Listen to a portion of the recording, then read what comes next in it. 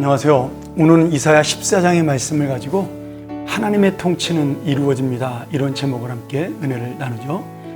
이 14장은 바벨론 나라와 바벨론 교만한 왕에 대한 심판, 그리고 이스라엘 백성이 하나님의 은혜로 다시 회복되는 그런 메시지를 담고 있습니다.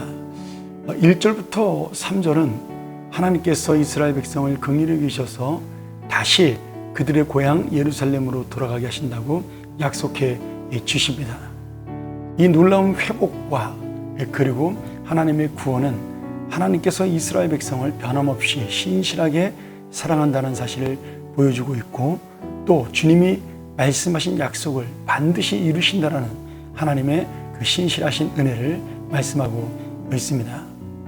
결국 이 말씀 속에 지금 이스라엘 백성이 결국 포로로 잡혀가게 되지만, 그러나 그 포로로 잡혀감은 하나님께서 다시 돌아올 날을 기다릴 수 있는 믿음의 회복의 기회요, 하나님의 은혜와 사랑 그리고 약속을 확인할 수 있는 기회라는 사실이죠. 우리도 마찬가지입니다. 내 인생 가운데 어렵고 힘든 일을 만나면 그때는 참 어떻게 할 수 없지만, 결국 그것이 시간이 지나면서 하나님의 은혜를, 하나님의 사랑을 확인하는, 또 나에게 함께 하시는 하나님의 약속을 정말 신실하게 내가 믿을 수 있는 그런 귀한 은혜가 있으리라고 믿습니다. 그러면서 주님께서는 이스라엘 나라를 괴롭히고 결국 망하게 했던 바벨론 나라를 하나님께서 심판하실 것을 선포합니다.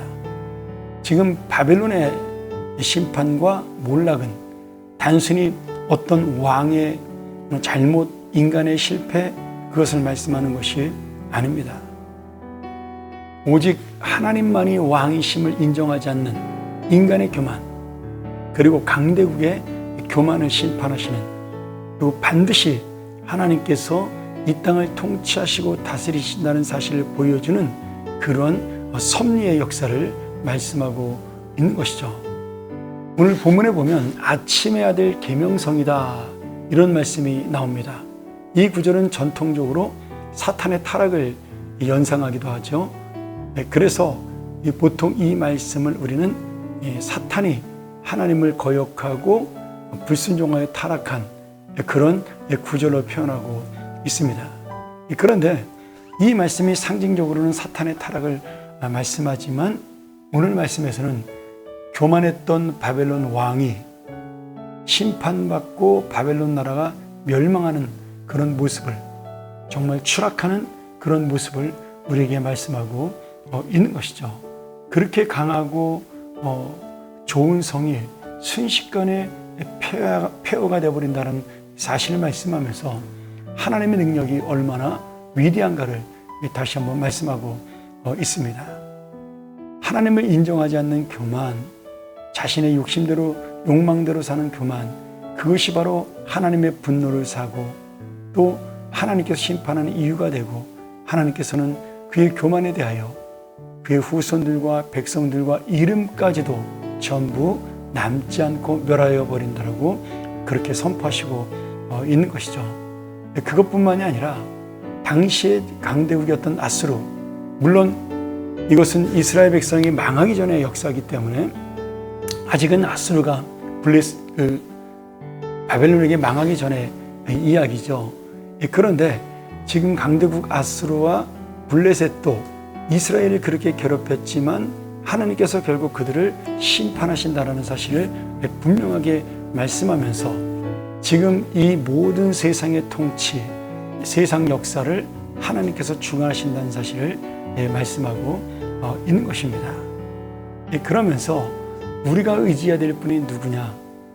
오늘 열강의 흥망성쇠와 이스라엘 민족의 회복과 구원, 모두 하나님의 섭리와 계획 가운데 있다는 사실을 우리가 반드시 기억하면서, 우리는 우리의 모든 것을 내려놓고 내 물질, 나의 능력, 나의 지혜, 환경, 이런 것들조차 하나님만을 의지해야 된다는 사실을 분명하게 말씀하고 있는 것이죠. 이제 바벨론 포로가 될 이스라엘, 그리고 망할 남유다, 이 나라를 바라보면서 오늘 이사야 선지자는 하나님께서는 여전히 우리를 불쌍히 여기시고 인도하신다. 하나님은 여전히 우리를 사랑하신다. 그러니 그 하나님을 믿고 회개하고 다시 한번 그 은혜를 우리가 구하자. 이렇게 간구하고 있는 것이죠. 사랑하는 여러분, 하나님의 사랑을 회복하는 길은 신뢰와 그리고 회개, 하나님을 믿는 정말 의지함, 이것이 우리 인생의 회복의 출발이라는 사실을 분명히 믿어야 할 것입니다. 오늘 여러분, 이 고난 속에도 심판 속에도 여전히 우리를 향하신 하나님의 역사와 하나님의 은혜의 그 놀라우신 손길은 계속되고 있고, 그러기에 우리는 이 참된 회복의 소망, 또 회개를 통한 하나님께 신뢰를 회복하는 회복의 출발을 해야 할 것입니다. 이 나라와 이 민족, 세계 정세를 바라보며 우리가 실망하고 낙심할 필요가 없으며, 또한 감정적인 분노가 우리에게는 아무 의미가 없습니다. 다만 하나님께 맡기는 것이죠. 우리의 힘으로 아무것도 할 수 없게 오직 하나님을 의지하는 것, 그것이 바로 오늘 이사야가 우리에게 보여주는 그런 놀라운 은혜, 하나님의 통치가 반드시 이루어진다는 사실을 보여주는 역사라고 믿습니다. 함께 기도하겠습니다. 하나님 아버지, 우리의 인생을 돌아보며 우리의 힘으로 아무것도 할 수 없음을 고백합니다. 우리가 오직 하나님의 은혜를 회복하는 길은 주님 앞에 돌아와 회개하고 주님 앞에 순종하는 길밖에 없음을 믿사오니, 이제 우리가 이 역사를 주관하시고 세상을 통치하시는 하나님의 그 놀라우신 은혜 앞에 순종하며 주님의 뜻을 따르는 믿음의 사람으로 설 수 있도록 인도하여 주시옵소서.